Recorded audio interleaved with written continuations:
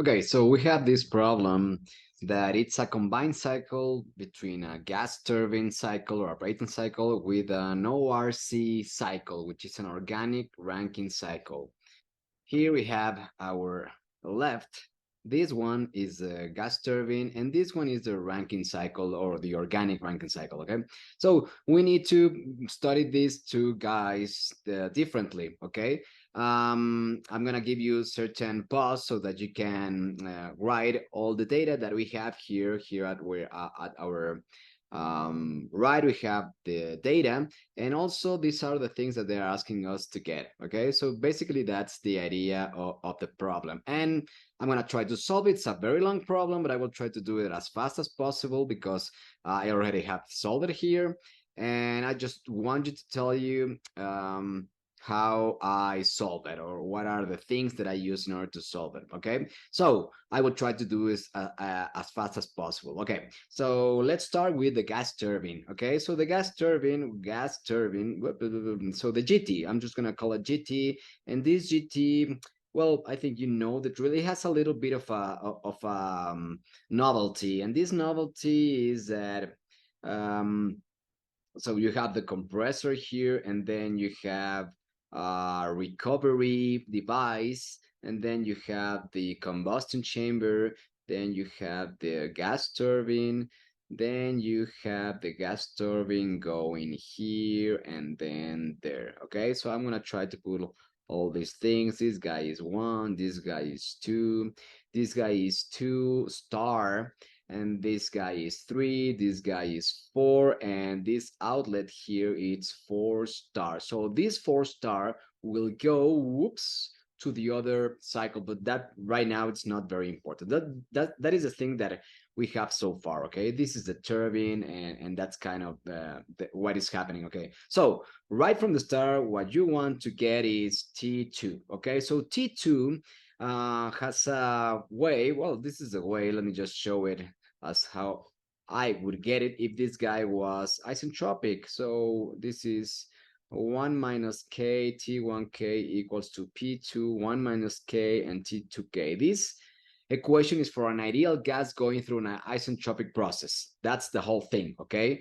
But then you can make certain adjustments. So instead of getting T2, which would be the isentropic T2, you can get the real or the actual T2 with a little bit of a modification. Okay, so this modification is going to be done with this factor. So what I'm going to write here is the formula that I use in order to get it. So I'm going to just put beta chi minus 1 and then k, and then whoops, 1 divided by the efficiency of the polytropic process. Okay, so this thing happens to go from out of air, but no, it's a correction from the isentropic case. So this is the ideal case, and this is a more corrected case. That's kind of the idea. Okay, so right from the start, this guy is 0.25. I'm gonna write it so that you can also have it there. Oh, sorry,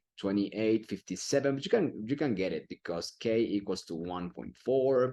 Also, the polytropic efficiency, it's in the data that I just scroll down, okay, and this one is 0.85. That's the polytropic efficiency.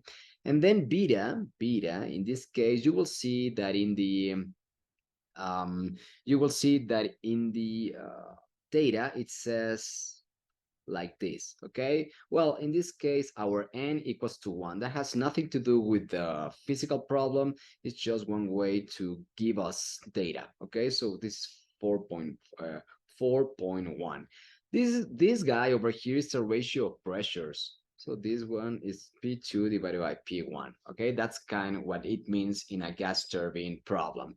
Okay, so since I have all this data, let me just show you. You have all the things here. Now you know what they mean. So you will put it in this expression, and with that you will get that T2R equals to 462.78 Kelvin. One word of notice, this guy needs to be in Kelvin. You shouldn't put it in, the data says 15 degrees Celsius. Okay, so then you change it to 298 Kelvin. Otherwise, this guy will be wrong. Okay, so now you have the actual temperature going out of the compressor. And you're going to do the same thing for the actual, these four, okay? So these four, you're going to do the same thing. So I'm going to write it here. It's this, it should have the same expression. So T24R, it's going to be equal to T3 divided by beta k minus 1k, okay? And then this guy is going to be the polytropic. So maybe you can see that there's a pattern, and this pattern means that it's backwards, or it's the opposite from what you calculated here for T2. Now you have a little bit of different expression for T4. And when you put all the things together, now the real or the actual or the corrected T4, which is the temperature out of the gas turbine, it's going to be equal to 761.69K. Okay, so that's the way that you calculate it. It's the first thing that you can do when you are calculating all this stuff. Okay, so now after you had that, okay, so now you already have these temperatures. Oh, whoops, this one over here, and poops, this one over there. Okay, so that's what you have. Now you can actually get, I would say, pretty easily what's the specific work for the compressor. The specific work from the compressor, it's written like this. So it's going to be Cp multiplied by T. So I should put T2R minus T1. And this one's going to give me like the real compressor work. And I can write the same thing for the real gas turbine work, which was going to be specific work, Cp T3 minus T4R. And if you go to data, you put backwards this video, and you will see that this guy is known, this guy is known, these guys, we already have them. And the only thing that we don't have actually is CP, but CP, you can use almost always, okay, this number, okay? So what I'm gonna write here is the one that I use for these calculations, and I use this number, okay? This one is not a constant, so you should be careful. It depends on how they are asking you to get these calculations. Maybe you want to do it as accurate as possible, and then instead of using this value for CP, you need to use an integral, because in that case you will have more accurate results. Okay, so now that's what you have here for all these guys. So I'm just gonna write it here. I'm just gonna write here these values for the compressor and for the let me just use another color. So this is the compressor, and this is 175.65 kilojoules kilogram, and the same thing is going to be for the turbine, which is for the turbine we have 182, okay, 312.86 kilojoules per kilogram. It makes sense because the turbine produces more than the compressor. Otherwise, something is actually pretty wrong. And now with these two guys, I can calculate the net specific work, which is just the turbine minus the compressor. It's actually what it is. And for this gas turbine cycle, this guy is going to be 133. 37.21 kilojoules per kilogram. So this is what we have for the specific network, okay? And with that information, I can calculate something which is the mass or the flow mass of air. So there is this data over here, okay? So this data, it's a little bit ishy, this data. They are not telling me actually what this number wants to mean, okay? But what I want to assume, or what I'm going to assume for this thing, is the net power, electrical net power going here. That's what I'm assuming, okay? It's not very clear which power they are giving you with this. Maybe just the turbine power, or maybe, but in this case, I'm going to assume that this is the net power for the gas turbine cycle. That's what I'm actually doing with this, okay? So with that, I will get that the mass of air, this one is a little bit complicated, so I'm going to put the net power equals to, for the mass of flow mass of air, and then multiply by the specific work of specific network, and then I need to add this little detail. So this little detail, most of the time when you are working with these problems, you don't need to put it. But in this case, they are giving you this information, and this information is actually this one over here, okay, which is the organic efficiency. This organic efficiency has to do with the auxiliary, mechanical, and the alternator. Okay, so this has to do with the mechanical coupling and the electrical losses. So that's what actually they are giving you. So with that in mind, I need to put that the mass flow of air equals to the power that I'm going to assume it's the data that they're giving me, divided by the organic efficiency and the specific network that I already have. So I'm going to put 500 kilowatts. This is 137.21, okay, kilojoules per kilogram. And this one, if I'm not mistaken, this one is 0.95. So this is 0.95. With this information, I have that the mass flow of air going through the gas turbine or the compressor or the all the cycle, it's actually 3.644 kilograms per second. So now I have the information, almost all the information that I need, okay? Now, there's another trick in this gas turbine cycle, okay? There is this heat exchanger. So this heat exchanger, it's called a recovery device. It's a heat exchanger that what it actually does, it heats the incoming air from the compressor. So I'm gonna write it here, what this machine is actually doing. So this one over here is this recovery heat exchanger. This one is the 4 that it's coming from the gas turbine. So these ones are really hot gases. Then it goes to 4-star, and this 4-star will feed the organic Rankine cycle that comes later. Now here it's the introduction of 2R. 2R is the actual state of the air from the compressor. And then I'm gonna get 2-star. Okay, so 2-star is the incoming air into the combustion chamber. So before the combustion chamber, there is this recovery,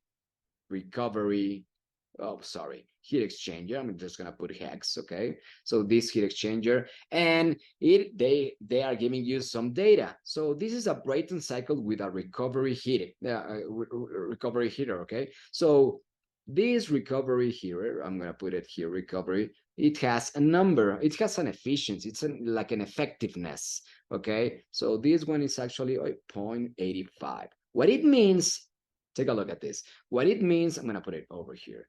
So it means that it has a formula, okay? So it means that this T4 is the highest temperature going into the device.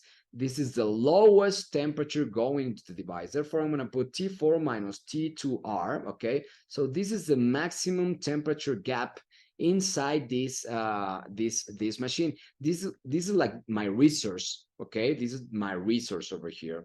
And this one over here is what I want to heat. So I want to produce the useful effect, and the useful effect will be to heat to 2-star the 2R incoming air, okay? So I want this guy to be as much as possible. So I want this gap to be as much as possible. But my resource are these two guys. Actually, it's the subtraction of these two guys. So this is what the efficiency or the effectiveness of this recovery device means, okay? So hopefully you understand now that you have, sorry, this is an R. Sorry, this is an R. So yes, I have this guy. Yeah, I have it. Yeah, I have it. And no, I do not have this one, but I have this 0.85. Therefore, it's just algebra in order to get this T2-star. So this T2-star means 462.78 Kelvin. And with that, I can also do another thing.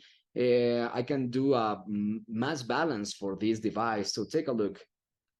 The mass of the flow rate of air going and suffering from 2-star minus T2, okay, this guy is gonna be heated up. So this one is heated up. This one is gonna be heated.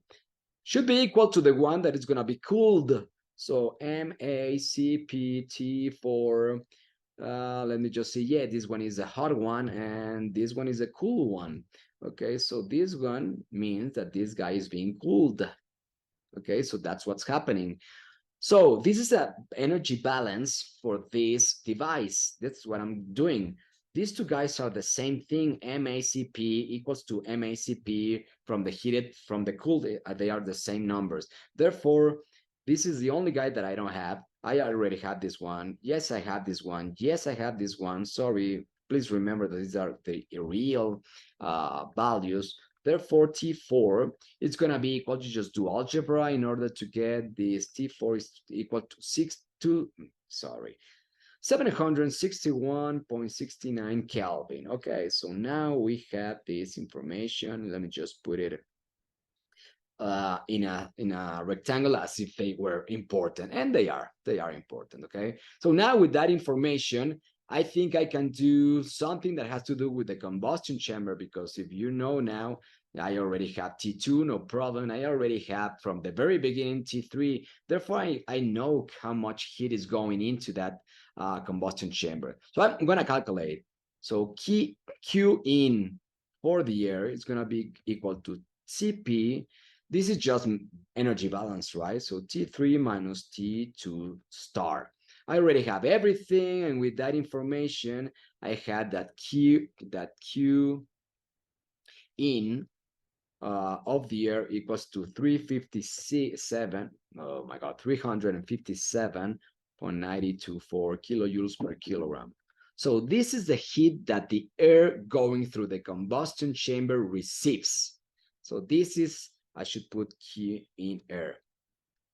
And there's another information in this problem. They are telling me, well, you know what?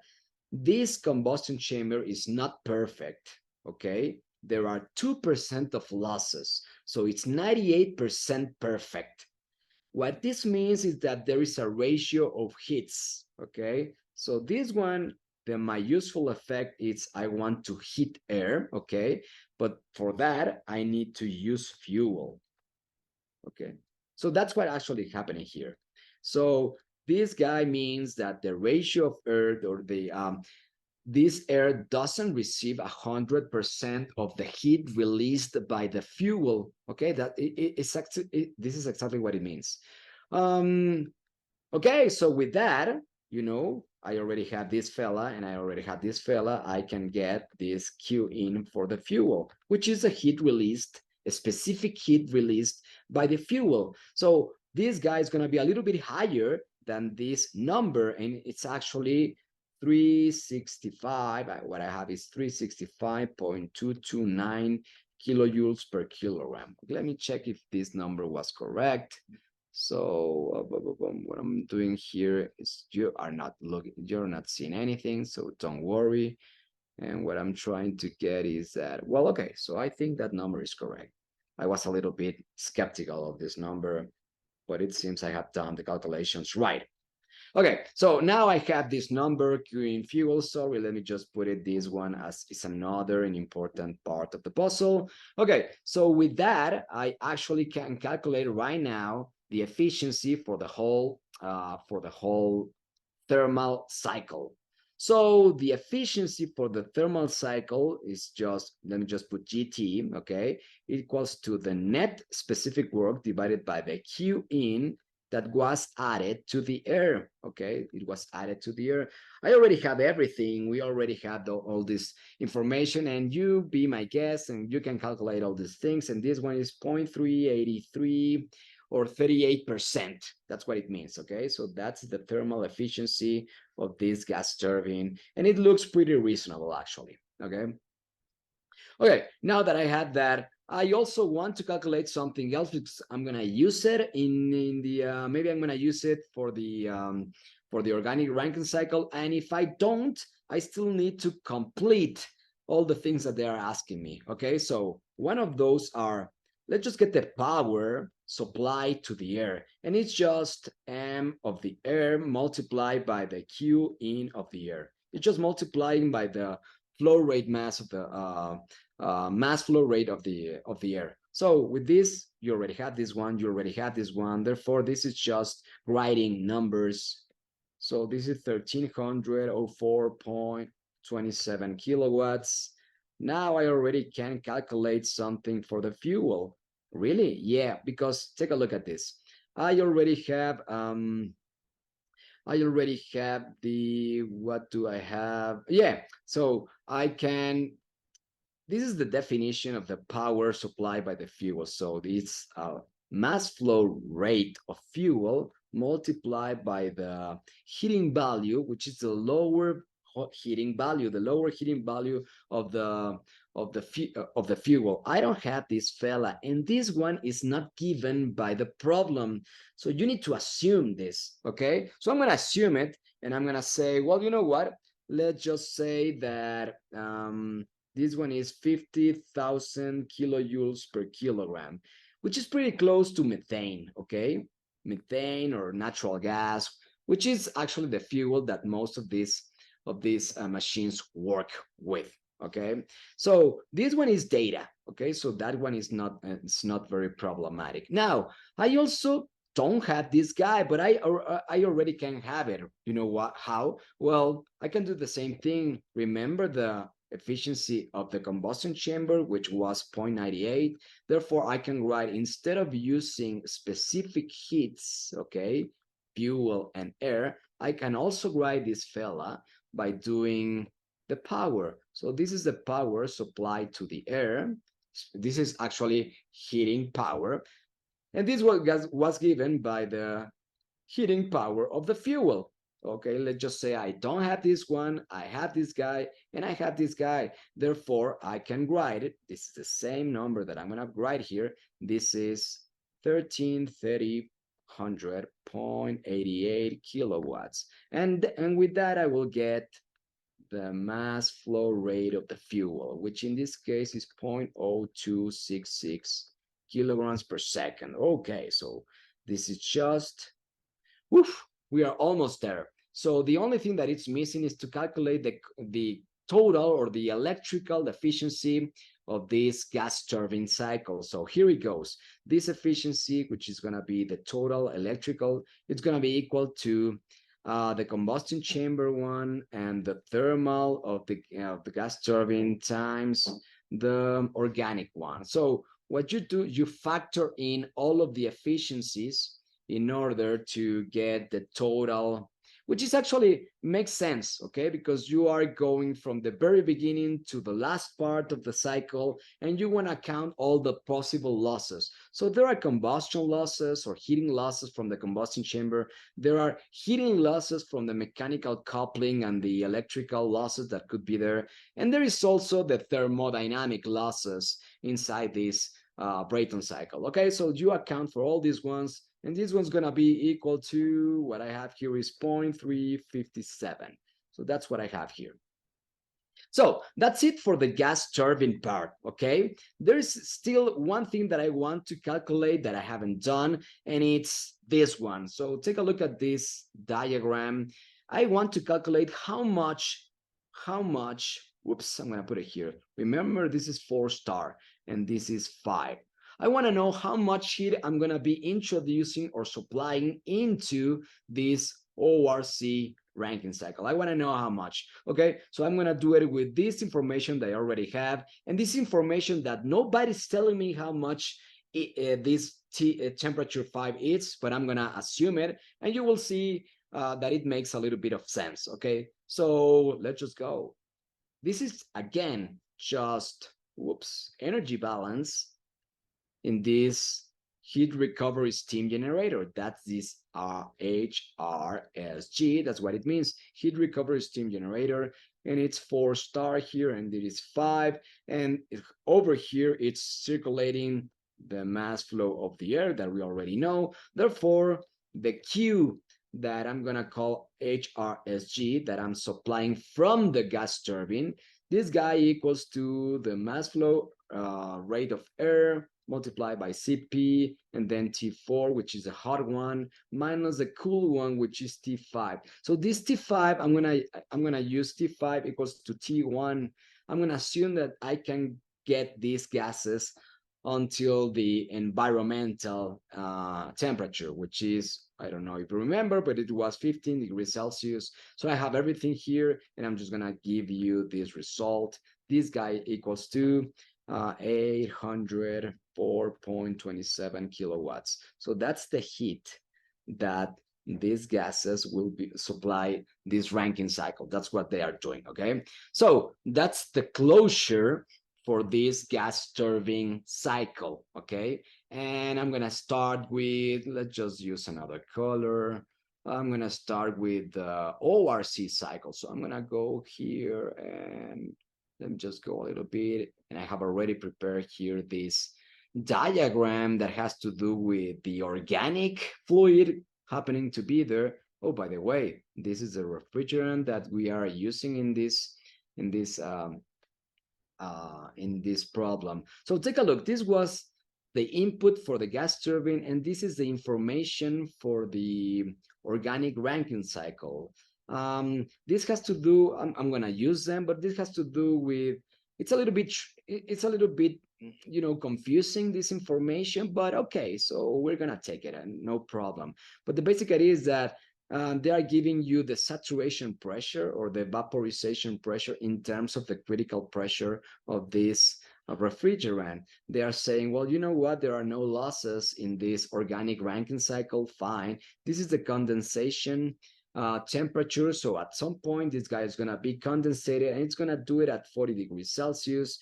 There is a superheating degree. Okay. So once you are at a condensation or in a saturation place or a vaporization place, they are telling you, well, you know what, there's 5 degrees upper to that level, and there are 5 degrees lower than that level. We're going to talk about that. Okay, remember that there was a heat recovery steam generator, okay, and we calculated the supplied heating power coming from the gas turbine. Well, okay, so that heat recovery steam generator is not perfect. 75% is just used in the organic Rankine cycle, and we're going to talk about it. And this is just information for all these efficiencies that we're going to use next. Okay, so let's just do the organic Rankine cycle. I'm just going to write again this diagram. Hopefully, I'm not going to take too long. This is the HRSG. Okay, so and then you come across with an expander, which is basically a turbine, and then you use a condensator, and then you use a pump. Oh my God, I don't really know how to draw pumps. Okay, so that's it. This has this is state C. Sorry, they are not using numbers. Okay, and this is D, this is E, and this is A. Okay, so that's the organic Rankine cycle, our FA. This is our refrigerant going through there. Okay, this is, if this were, I don't know, if this was water, this would be so much easier because we have pretty good steam tables in order to work with, but in this case we don't have it. Okay, so that's the basic idea. Now what I'm going to try to solve right from the start are the thermodynamic states, and then I'm going to tell you how I got these C, D, E, A. Basically what I'm looking for are enthalpies. So I'm looking for the enthalpies for these guys, these guys, these guys, these guys. And if I found those enthalpies, then it's just a matter of using formulas, okay, in order to solve the problem. Okay, so what I'm gonna do this is from the very, let's just start with C. So C, it's coming out of the steam generator, okay, and the only, well, there are several information that I have. This is pre-critical, and this equals to 0.81, okay? So the vaporization pressure, okay, the vaporization pressure says that it's 0.81, okay? And what else do you have in order to have there? Okay, and they are telling me, well, you know what, there is a superheating degree that you need to take into account. So this superheating equals to 5 degrees Celsius. So with that, I will try to know something. Okay, so from the very beginning, peak critical is just something that you can Google down for this refrigerant, and you will get that the critical pressure is 3.651 megapascals. With that, you can get this vaporization pressure, which equals to 95,731 megapascals, okay? And if you Google the saturation temperature at this pressure, you will find that this temperature equals, oh, do I have it here? I think I have it here. Around, sorry, 142 degrees Celsius, okay? It's not very easy to see if you don't have good tables, but this is what I have, and I'm going to show you how I got those ones, okay? Therefore, my TC is not this one because they are telling me, well, you know what? You need to be here and then add 5 degrees Celsius of superheating. Therefore, my TC is actually 147 degrees Celsius. So now I have the pressure of C and I have the temperature happening at C. That's what I have here. Let me just write it here. Whoops. This is what a temperature entropy, I'm gonna use another one. Whoops, looks like. So I'm gonna go put it here. Let me just, whoops. Well, it's a little bit iffy, okay? And then another one, whoops. Okay, let me just try to tell you what's happening here. C must be here. This one is C. How do you know? Well, you know what? This is superheated steam. Well, how do you know? Well, I know that this is my pressure. This is my vaporization pressure. This is the critical pressure that I use. This is critical pressure that I use. This is the vaporization pressure, which is data, okay? And they are telling me, well, now that you know here, this is the temperature, whoops, kind of, Tsat when you are at PV. Okay, so this is my 142 degrees Celsius or something like that. Well, I'm a little bit higher than that. This one, it's my 5 degrees Celsius because of the superheating. Okay, this is what they are telling me. Well, okay, so this is my C. Okay, that's what they are saying. Now, I'm gonna try to do it all over here. I have an expander here, which is my turbine. Okay, so what this thing would look like, it would be this way. I'm gonna shoot with another color. If my expander is ideal, so that means that this one is gonna be my DC state. But that's not going to happen because this guy has an efficiency of 0.7. Therefore, this turbine is not perfect. Therefore, this path, DC, is not going to be followed. Whoops. This is the guy that's going to be followed. Let me just increase this one and then put it here. I'm going to put DR as the actual point D. Okay, so that's what actually happening there. Okay, so how do you know? Well, I know that this path is not the one that is going to be taken because this turbine is not perfect. So instead of getting into this point, I'm going to get into this point. Okay, so, and then what? Well, okay, so first you need to know that there's a point C and then you're gonna get to a point DR or real or actual point D, okay? And then after that, maybe you can see this diagram here. After that, you are getting rid of a lot of heat here because this condenser is actually doing that. So your path is gonna be this one. Oops, this is what you're gonna do. And then you're gonna do this. And then you're gonna do a little bit more of what? Of cooling. So all this path that I just wrote here, it's happening in the condenser. So yeah, I got to a point E. Yes, you're correct. You are getting into a point E. So what is this point E? Well, I don't know, but there's another data that says that there is a subcooling temperature equals to 5 degrees Celsius. What that means is that, well, okay, so this is Tsat at the pressure of condensation. Okay, so this is the temperature where the pressure is the condensation. So you need to go a little bit lower than that. Why? Because the data is telling me that you need to go 5 degrees lower than that. Well, okay, so I need to get this temperature and then subtract 5 degrees Celsius exactly. And with that, you will get the temperature of this point E. It's a little bit blurry here, right? Well, okay. I shouldn't have dispose of all that. Oh my God. Let me just see if I can do that. Well, okay. So I'm gonna try to not. Oop. Okay, so there. Kind of. Okay, so whoops. So the basic idea is that you get to a point lower than the saturation or the condensation point. And then what? Okay, so if you go to this one, then you have a pump. And this pump, it's actually increasing pressure.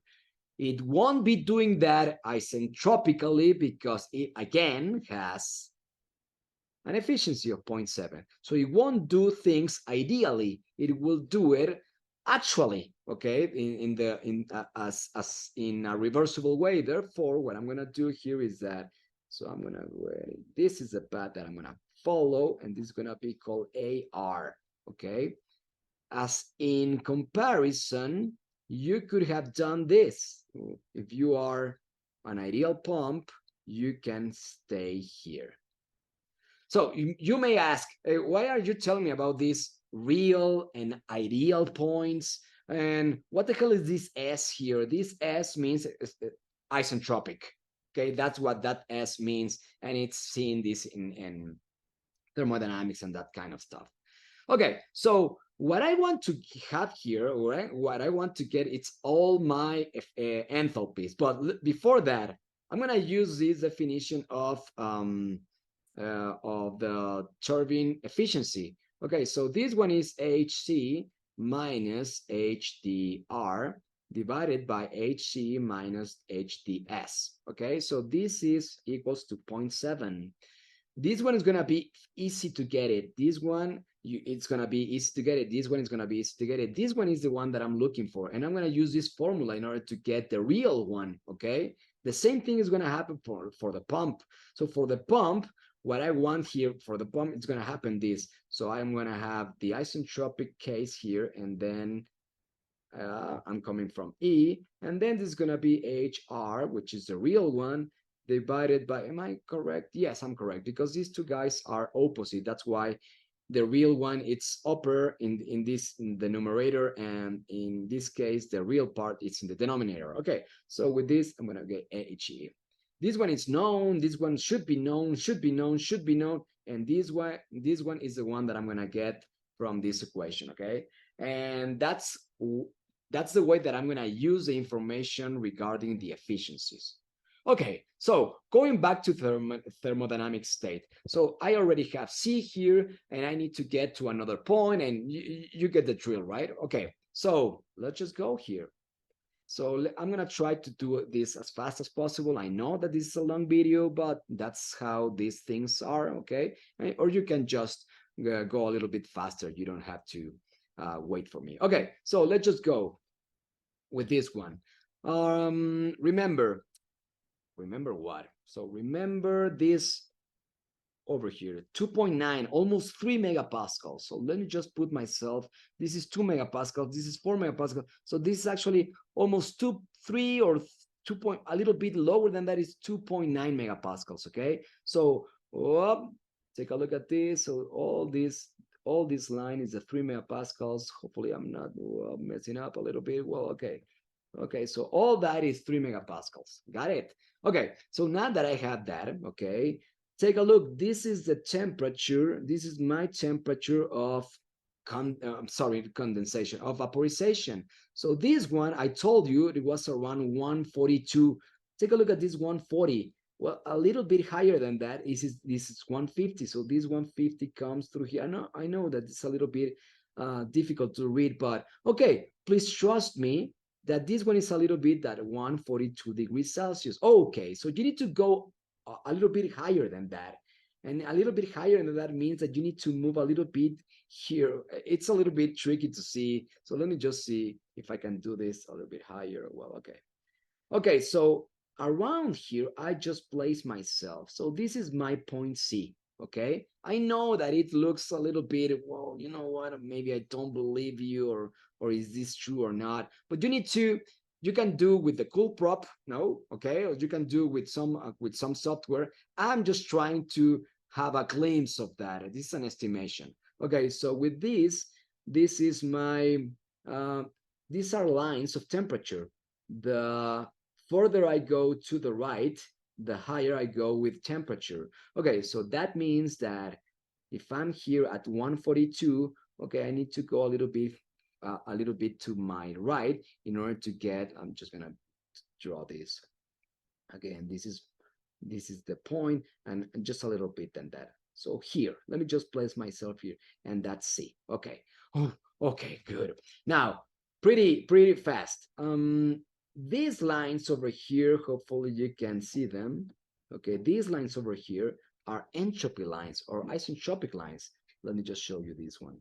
So 190, 195, 180, okay, and if I go up, okay, so this one is 180, and this one was 185. Okay, so my point C lies between these two lines.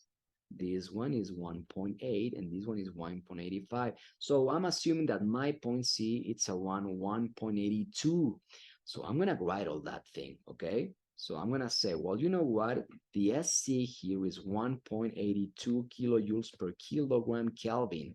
That's what I'm thinking it's happening, okay? And then what? So I'm gonna go up here. I'm gonna assume that this point C it's 1.82, okay? Let me just erase things that I already don't that I don't need anymore, okay?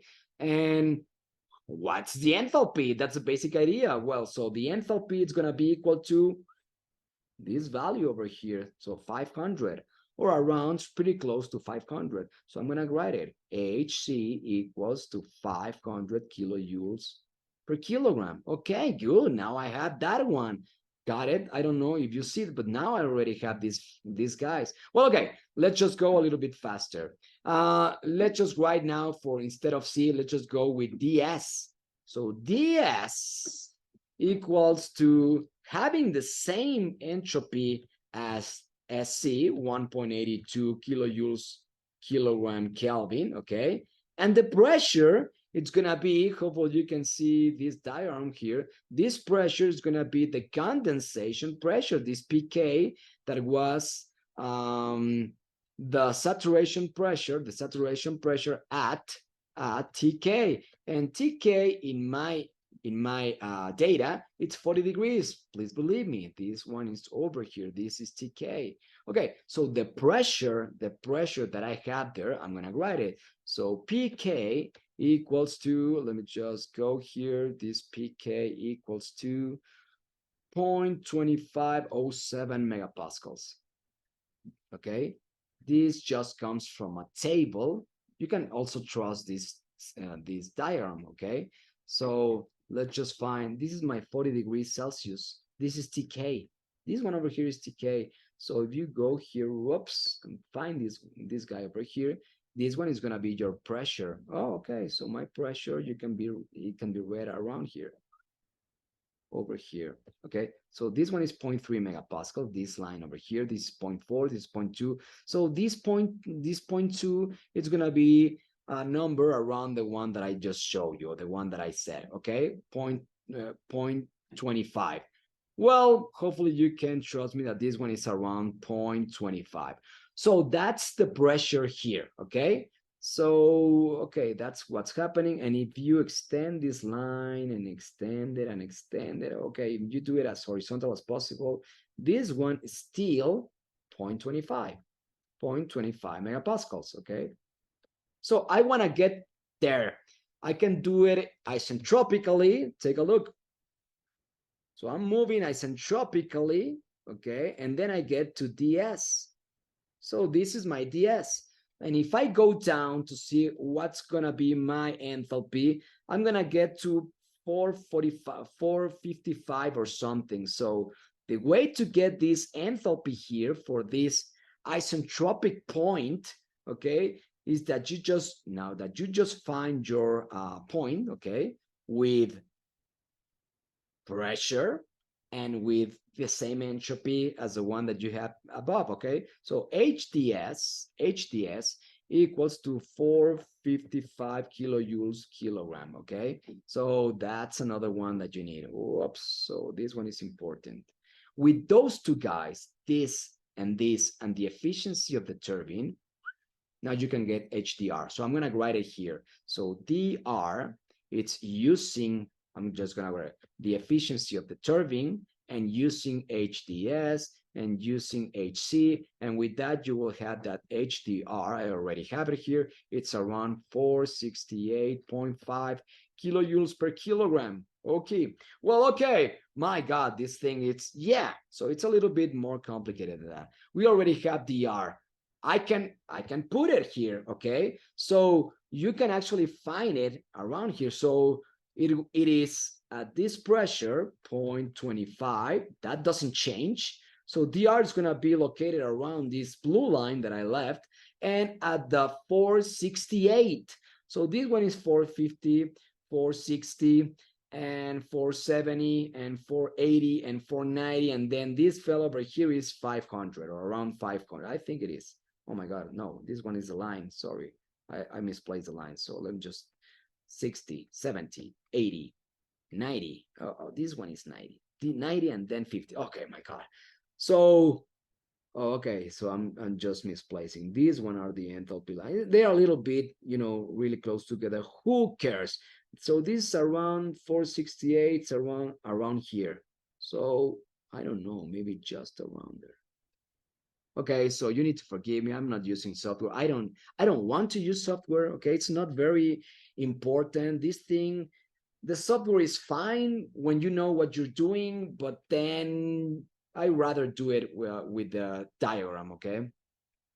Well, that's my take. You can do it with software, and it's much more simple, but I want to know what's happening there. Okay, so I already have HDR. Good. And then what? Let's just go with E. Oh, E. So let me just put here E. E is this point, at least is the point that is the subcooling part. Okay, so that one is, maybe it's not gonna be too hard. So PK, remember PK? It comes from TK. So TK, it's actually 40 degrees Celsius. This one is 0.2507, but I am lower than that. Then for TE equals TK minus 5 degrees Celsius. Remember, this guy was our subcooling degree, okay? Subcooling that we want, or supercooling, or whatever you want to call it, okay? Therefore, my TE equals 3.5 degrees Celsius, okay? And with that, I can put myself there. Let me just go to this diagram. Okay, so this is 35, right? I have 40 here, I have 30 degrees, so I'm in the middle. I'm kind of in the middle. Well, okay, I'm around, I don't know. Let me just erase a little bit here. I don't want to confuse myself. Okay, so this is the, oh my God, take a look at what these lines are doing. So this is 40 degrees, and then whoops, it just comes up. This is 30 degrees, and then whoops, it goes up. Okay, so this is my fictitious 35 degrees something, okay, and then I go up, okay? So remember, this was my 0.3, so I'm kind of in here, and then I need to go, well, I'm like that. I'm there. This is my point E. Let me just erase these guys. I'm just gonna erase them, and then this is my point E. This is the point E. Okay, in order to find the enthalpy, just need to go down, vertically in order to find this line. I think this is a line for this one. And what I got there, maybe it's not very, what I got there actually was 245. I put 245. It's not this one, it's actually this one. They are between these two guys. So that's what I propose to myself by doing this. Okay, so I'm gonna write it here. Now, with just using the diagram, I get that HE equals to, okay, so this is 245 kilojoules per kilogram. Great, now what? The entropy. Oh my God, why the entropy? Because I'm gonna use a pump and I need to compare with the isentropical case. Oh my God, so you need to believe me that 1.17 kilojoules kilogram Kelvin. So if you don't believe me, you can go here and take a look at this. This is 1.15, 1.20. So around there's gonna be my enthalpy case. So this is my, oops, 1.15, and this is my, oops, 1.20. So I decided here when I did it this back in the day. So this one is my 1.17. So that's what I have, 1.17. Okay, so what? Now, after that, you just jump into your, I'm just gonna put it low here. Let's just go with green. AS. AS is the point that it's coming from here isentropically to this place AS.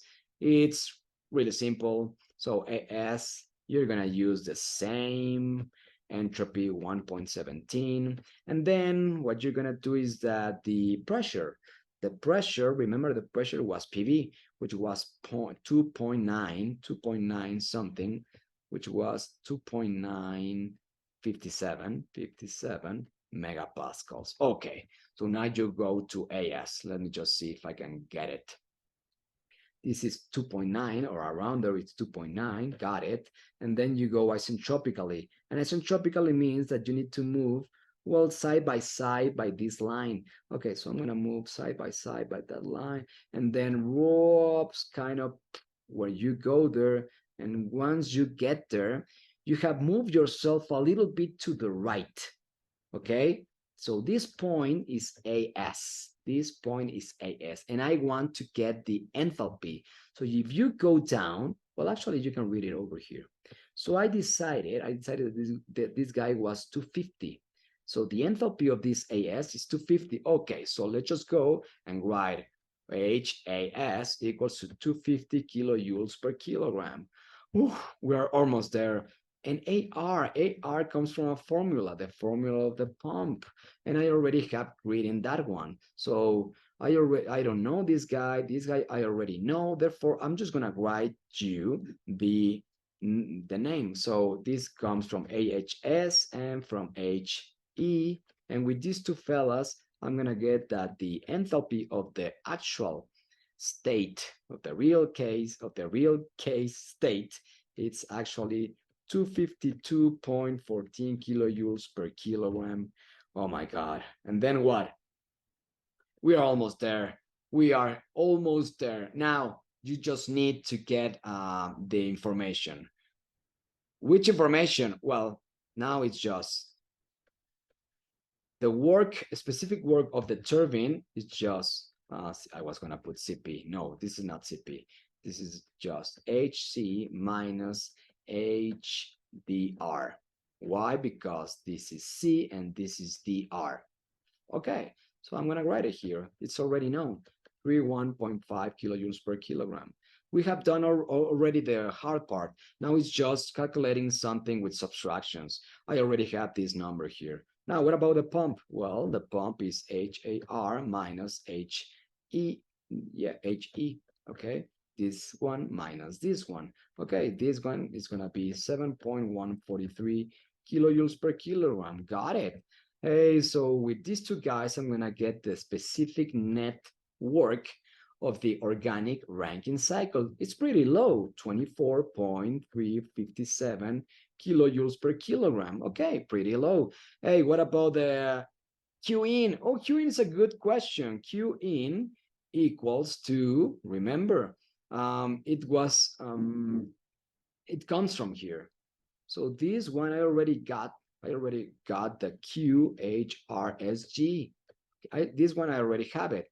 I can show you there how I got it. So this one I already have it. But there is an efficiency of this fella. So the efficiency of HRSG equals to Q that got into the cycle, okay, the organic cycle, divided by Q of what the gas turbine cycle supplied. So I already have this guy, I already have this one, and I already have this one. Therefore, I can get this fella. But also, I can do HC minus HR, right? So I'm gonna write that one, HC minus HRR. It's my specific heat going into the cycle. And this fella over here is 247.86 kilojoules per kilogram. And then you can say, well, you didn't use the heat coming from the gas turbine. Now I'm going to do it because they are asking, hey, can you give me how much is the flow rate of the refrigerant going into the, I'm going to put it here, refrigerant. So these are 245 FA. Can you give me this information? And I'm sure I can. How are you going to do it? Well, Q in. I'm going to write it like this so you can see how I got it. So QHRSG multiplied by the efficiency of HRSG. Okay, you already had that one. You already had that one divided by Q in. And I'm going to put going into the ORSC.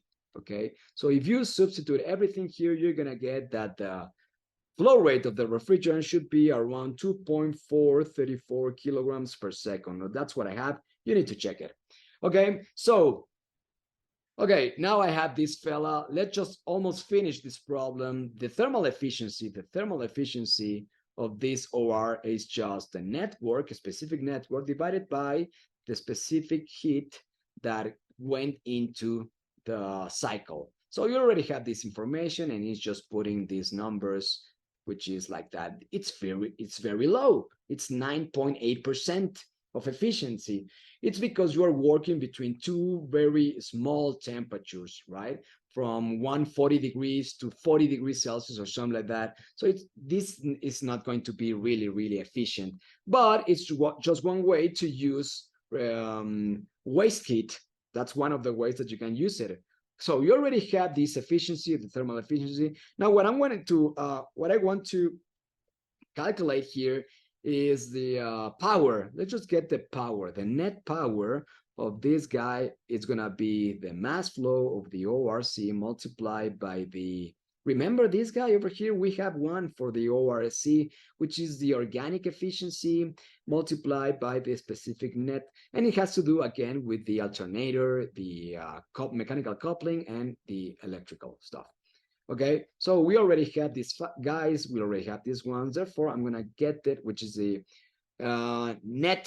net power of this organic Rankine cycle, which is 56.313 kilowatt. Okay, that's the way to calculate the net power of this or Rankine cycle. Okay, and then what? Well, the total efficiency of this one is gonna be equal to the O multiplied by the thermal. Okay, and this guy is gonna give you a smaller number than the point that this one over here. So you already have this one, you already have this one. This one is 0.0934. Okay, so that's the one that you have there. Finally, we want to get the total efficiency counting the ORC plus the GT. It's a combined cycle efficiency. That's what you want to get, okay? So the way to do, there are several ways to do it, okay? But my way would be, well, let's just get the power supplied by the gas turbine plus the power supplied by the ORC, okay? And everything's gonna be divided by what we put into, and the thing that we put into was the power of the fuel. So this is a way to calculate pretty easily the total of this thing, considering everything, considering combustion chamber losses, electrical losses, or the organic efficiency and all that. Okay, so what I will put here is the these numbers, and this will be the end of this stuff. Well, you already have this one, you already have this one. This one is this fellow over here. This Omega GT was the 500 kilowatt. Remember those ones? Okay, so now with that, what you will get here is the efficiency of this. Oh, I'm sorry. So what I'm gonna do this, finally, this one. So the efficiency considering both cycles goes up a little bit, okay? So yeah, it's you are actually using a little bit more of that waste heat that you maybe could put some of this apart or just throw it to the atmosphere. Now you're using in a lower cycle. So that's the end of this. Okay, hopefully it helps you to study your cycles. So see you later.